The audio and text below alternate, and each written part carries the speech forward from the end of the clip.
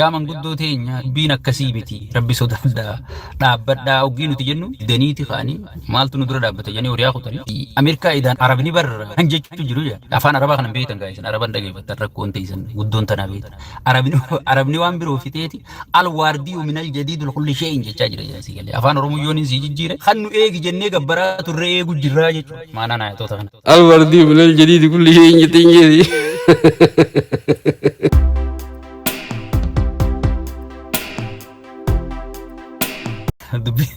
dubbii qoflaata akka dhageessaniiti abiyyiitu bar waan amma Iraanitti jirtu tana teenyee laalluu jechuun si galee ichiin saayiba kiyya tokko dabale saboo maaltu maal ta'e abiyyi maal abdateeti teenyee laalluu jechuun ayaaboo bara Azerbaijaan dhaqee misaa'ila lama fidee jechuun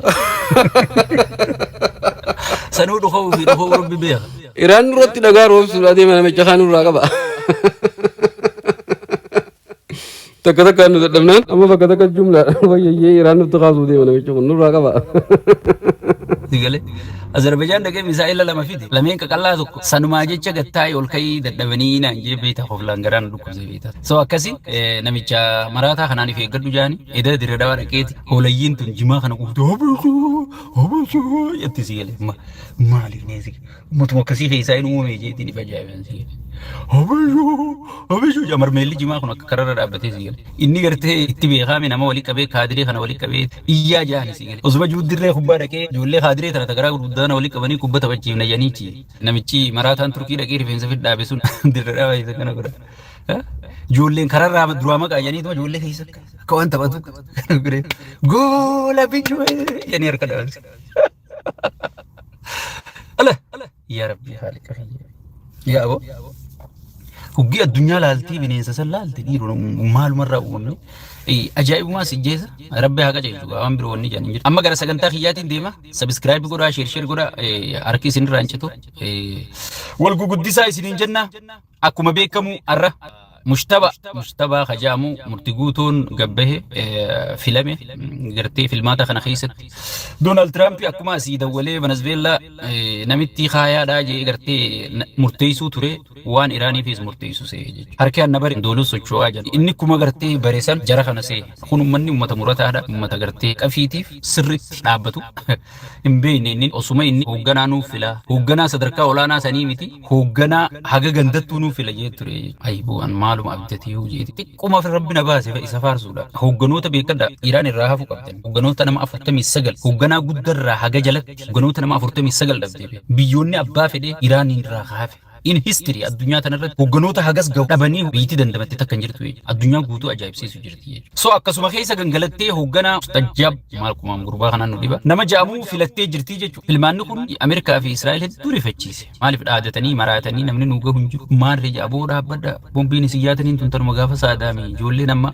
ammuma gattaa'ee sakantitti gartee waa tolchee namatti as darba. Teknooloojiin ni qotte yaa manguddoo. Maaliif qaali amma Ameerikaa bulchu kun Ayatollaan amajjaa qofaan isa duursaa beekadhu. Ayatollaan nama 80 fi du'eemi kuni 80 mafaasaa dheengadda kabajata amajjaa qofaan Ayatollaan namicha kana duursaa jechuudha mangudduma dhuufuun irraa hin cinne tana jechuudha. Ka Israa'el dhiisii kafirratti albee baambarsii hidhatee deema. Yaa manguddoo teenya biin akkasii miti rabbi sodaadhaa dhaabbadhaa oggii nuti jennu daniiti kaanii maaltu nu dura dhaabbata jennee horiyaa kutanii isaan qabatte gaafatan. Osoon isaan akkas jedhanii dhaadatanii hogganaan Iraan filamee jira jechuudha. Amma dubbiin waa lama taati qabadhaa jechaan ani isiniin joohan. Dubbiin waa lama amma duraan addunyaan nama dubbiftu hin qabdu nama waliin mari'attu hin qabdu. Biyyattiin hogganaan qabdu hogganaan duraan addunyaan bee addunyaa wajji qunnamtii qabu ni jeesanii jechuudha. Amma nama hogganaa harkattee jirti jechuudha biyyattiin.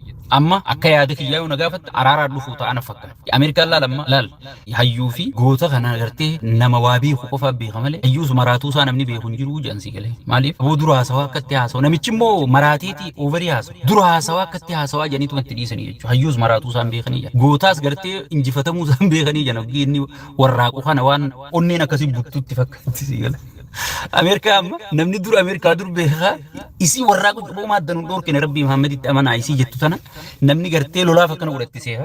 Amma furmaanni ni dhufa jechuudha. Furmaanni akkamitti dhufa biyyattiin takka hoggii hoogganaa qabdu amma takka Chaayinaa jala seenan kan beekamnetti takka Raashiyaa jala seenan mucaa dubbisi jedhaniin furmaanni ni dhufa. Kumaan dura gaafaan viidiyoo isin waraabu lolli eegalu. Injifannoo Iraaniin xumuramaa jetti Iraaniif karaan lachuu ililiin isinii jechaa ture. Yoo injifatamanillee biyya amata 40 uggurrirra taa'ee biyyoota addunyaa tanarraa waraanaan meeshaan qabeenyaan waa hundaan tokkoffaa dura biyya hangana dhaabbattee jedhanii addunyaan guutuun waan isaanii dubbattiin isiniin yoo injifatanii fi fugaadhiis akkanaan isiniin jee ture jechuudha. Garuu amma dubbiin goolabbi deema. Har'a Israa'el waan godhu jirtu siin jaa waan gootu wallaalteeti tarkaanfii Iraan fudhattu tana namoota waan kana poosti godhe amata 5 isiniina jettee ibsa baaftee wanni poosti taatuma jira. Hay eessaa dhufee poosti taa jettee kaameraa ifaadhaaf duraan tiraafikiidhaaf kararra dhaabdee kaameraa namni hattuun firraa eeguudhaaf gartee manarra dhaabbate kana guutuu buusaa jirti jedhan waan gootu wallaaltee si galee muddamuu malee gaalliin alba'u jan si galee balaan isirra geessu guutuun eenyu akka facaasu hin beekan. Ammaas wanni qormaata guddaa isaanitti warri sooshaal miidiyaa tiktook haa ta'u feesbuuk haa ta'u miidiyaa fayyadamuun Iraan kana goote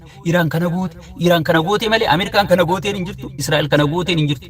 Aboo nutis goone keenyaas poosti godhaa jedhanii nama kadhatanii dadhaban. Hunoo laal nutis goone bar nutis bakka gaazaa gubne namni tana jalumaa dhaga'uu didee uummanni eega Iraan tana goote Iraan tana goote Iraan tana goote uummanummaan biyyattiitu biyya tanaatu eega jechuu eegale bakka isaan jalumaa dubbachuu didanii bar nutis goone nuti tarkaanfii fudhanne keenya kanaas maan gabaafne kadhaa zigale qiyaamaatu isaan qabate saniifu laal ni jarjarani jarjareeti pirezidaantiin keenya kun akkuma Venezuelaa san seeti maaduroo abaare maaduroo yaa Trump rabbittiin si kenne jeeni awoo jaartii wajji fuutee qullaa na dhaabde qullaa rabbi si aadaa bujeen si gale osoo ni nan si harku rabbiin abbaa fedhirraa du'aa eegee bala si gale harka ol qabe jaarsi dheeraan sun mana hidhaa keessa taa'ee rabbitti harka ol qabe lafti ramadaanaa soomanullee baatu si gale ni abaara amma gaa maaltu dhufa yoo naan jettan biyyattiin bakka namni dubbisu harkatanii jechuudha ni ajjeefnaa minaamin jetteetu wanti maraattu Israa'el janiin tun akkana godhatti garuu kana waan ajjeesuu danda'an natti hin fakkaattu maaliif guddoo isaan chipsii keessatti awwaallatan hunda fumaa fi manaa wajji awwaalanii waan ajjeesuu danda'an natti hin fakkaattu.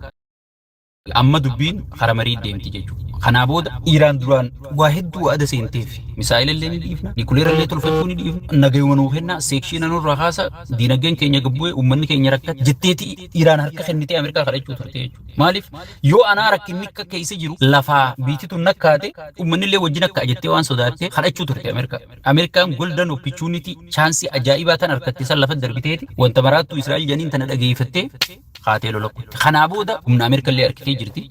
Ameerikaa idaan Arabni barra hanjechuutu jiru jaa. Afaan Arabaa kana beektan gaa'esan Araban dhageeffatan rakkoon teessan guddoon tana beektan. Arabni waan biroo fiteeti alwaardii minal jadiidul kulli shee'in jechaa jira jaasi galee. Afaan Oromoo yooniin si jijjiire kan nu eegi jennee gabbaraa turre eegu jirraa jechuudha. Maanaan ayatoota kana. Alwaardii minal jadiidi kulli shee'in jettee jeeti. Wallahi biyyee kan nu eegi jennee birrii kafalaa turre nuti eegu jirra. Dubbii faallatti taate Arabni amma namni hundinuu addunyaan jijjiiramuuf teessii jechuudha boodarra jijjiiramuuf teessi. Maaliif namni ganaa sekuriitii Ameerikarra if kaayee akka duraanii Arabni maallaqa kafalee maallaqa gaaza gurguree hunda asuma dhiiseetuma biraa deemuun taa'u jechuudha. San Ameerikumaa if godhe. Dhala Ameerikaa tona ammaa durallee isinii dubbaddeetiin jira waan kana irra guddaa siyaasaadhaan jiraata. Ameerikaa fi Israa'eloonni kun lotika Ameerikaan akkanas gootii nikuleera qabdii Ameerikaan sigartii Ameerikaa amma durallee dubbaddeetiin jira. Irruwaan isinii deebi'a.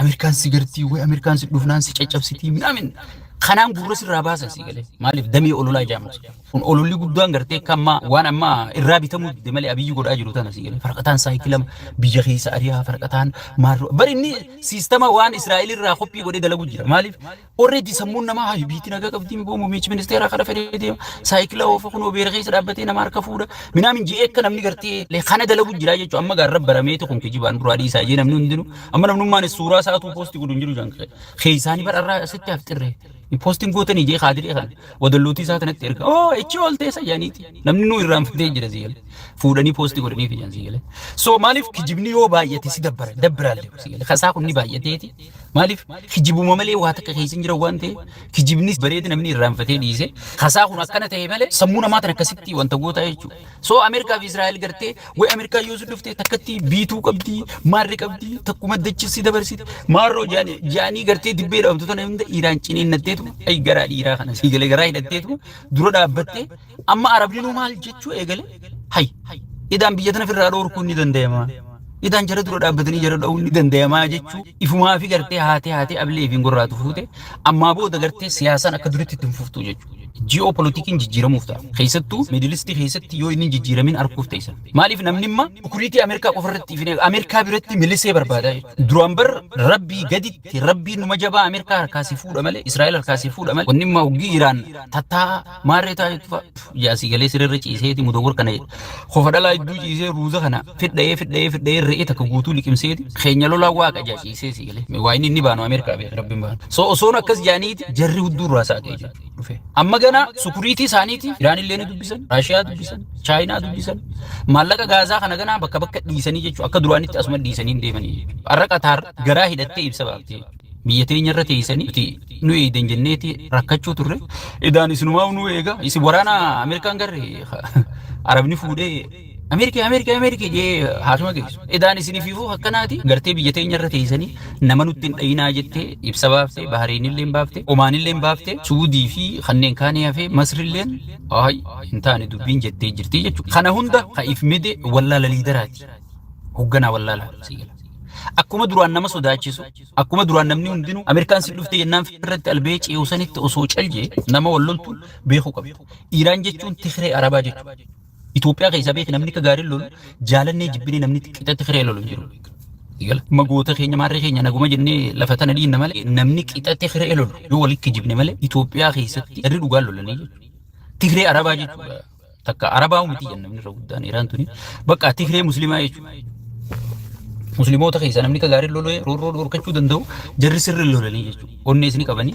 sirri lolanii egaa deemanii mushtabaan filamee jechuudha amma dubbiin karaa araaraa deemuu teessisi na fakkaata akka yaada kiyya xiinxala kiyyaa yoo na gaafattan dubbiin amma karaa araaraa deemti maaliif biyyoonninis amma nama dhiibbaarra godhan qabanii wanti arabni garaa gurguddaa garaa feessaalaa sunis kafirra ogii saaronni gubbaa fi gufirratti alba'u sunis amma nama dawwaleetti wayii waatu qaba jechuudha maal janiin offalii lafa kaaniif kennaa lafa kaaniif ekonomii ta'e tasii harkaa cabxillee maallaqa jarri bishaanii qaba maallaqa keenya kanaan si cufnaa jedhani ekonomii ta'e illee siif gargaara Ameerikaan nuu dubbata Israa'el nuu dubbata gartee pliis janiiti amma turbaanota as deemu keessa lolli fuula jijjiirrachuu ta'a jechuudha fuuluma Tiraampii yoo laalte dhiibbaan guddoon akka biyya keessaa asiis Ameerikaa irra godhamu jirtu si galee lolli kun lola Ameerikaatii miti beekatu anamma lammii Ameerikaati Ameerikaan lola seenaan dirqama wajjin seenuu qaba si galee garuu biitii tiyya jarjarteeti gartee lola baalagee lafa keessa dhayxee cubuqitti jette lolli kun keenyaa miti jedhaniiti waraana jeneraalticha hin garreeti huccuu waraanaa uffatee osoon iyyuu harka kana hunda caccabsan hulaa qabate lolli kun lola keenyaa miti jedhanii lola isaanii ni beekan jirre